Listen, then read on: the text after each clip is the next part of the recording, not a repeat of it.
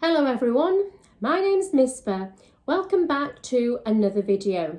So in the first part of today's video, I'm going to be talking about Pride and Prejudice by Jane Austen. So first of all, I'll go through why I think Jane Austen is relevant today, even though her books were written 200 years ago. So the first reason is that she writes such realistic characters.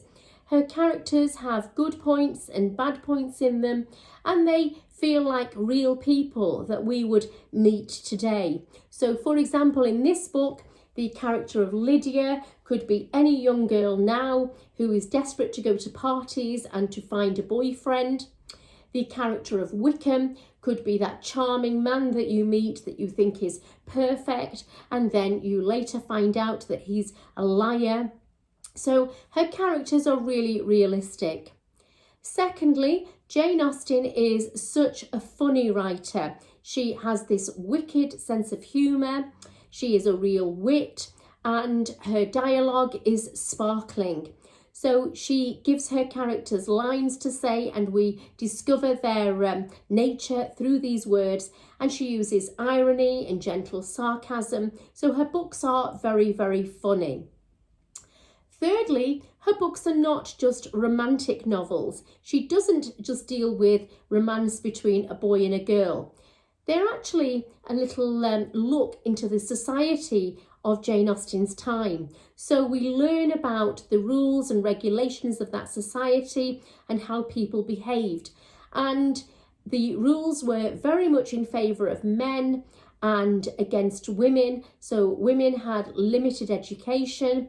They were unable to do any professions other than being a governess or a paid companion. And basically, unless they married well, they fell into poverty and had no prospects. So it was really important for women to make the correct marriage. And Jane Austen was not a feminist. She didn't write against these rules, but she showed how they discriminated against women. So a woman was the property of her father and then became the property of her husband. And if you didn't marry the right man who respected you and treated you as an equal, then the law was not on your side and couldn't help you. And her heroines in her books, I think they are feminists because they stand up to the pressure from other characters. They don't just marry the first person who proposes. They don't marry for money or to please their family or to get their family out of poverty.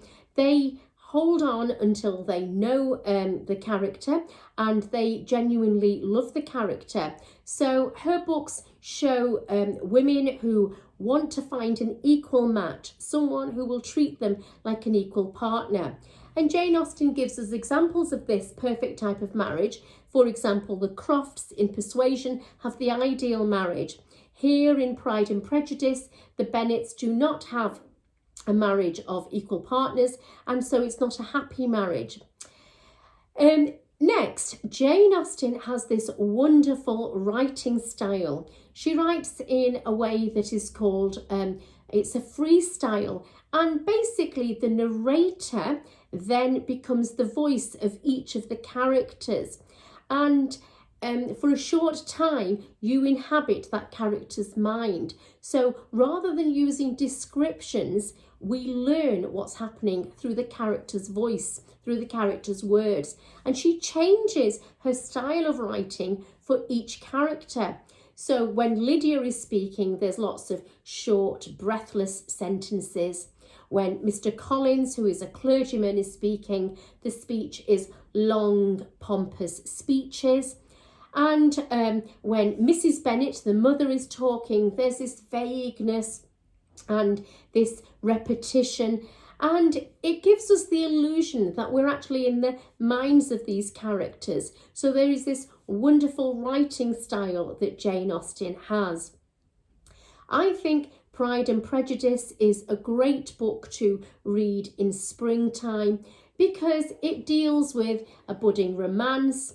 It's set in the Regency era in the English countryside. It's full of friendships and romances and the quarrels of the Bennet sisters. And there's lots of elegant balls and dances. They often go for walks in green gardens and beautiful country estates. So I think it really lends itself to springtime. This is often the favourite Jane Austen novel for people because they love the character of Elizabeth Bennet. And I love her character too. She is really intelligent and witty and kind. In a society where women are often spiteful and catty, she never is. And her fault, her major fault, is that she makes very hasty decisions. She judges characters and she judges Mr. Darcy too quickly. And this leads her astray.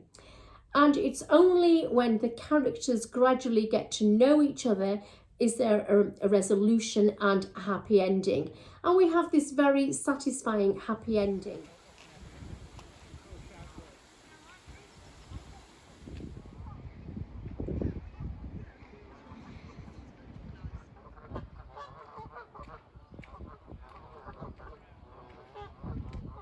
Hello again. So for the second part of my video, I've come to Lyme Park, and behind me you can see the hall. And the reason why I've come here is because this is the lake where Colin Firth emerged when he played the part of Mr. Darcy in the 1995 BBC miniseries.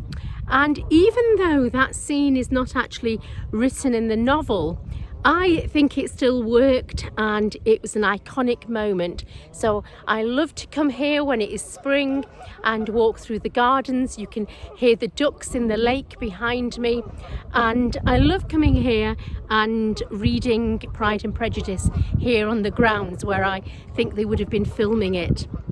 Later on I'll also show you the orangery and some of the formal gardens as well.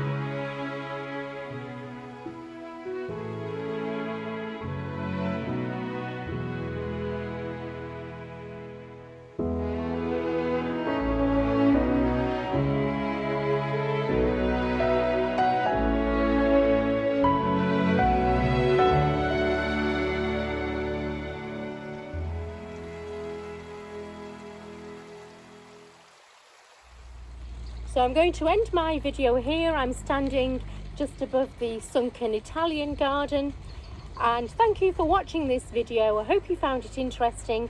See you next time. Bye. As an extra to my video, I thought I would share this room inside the house. It's full of costumes that have been made by volunteers, and on certain days you can actually come in and borrow them and dress up and walk around dressed as your favourite characters. Okay, thank you for watching. See you next time.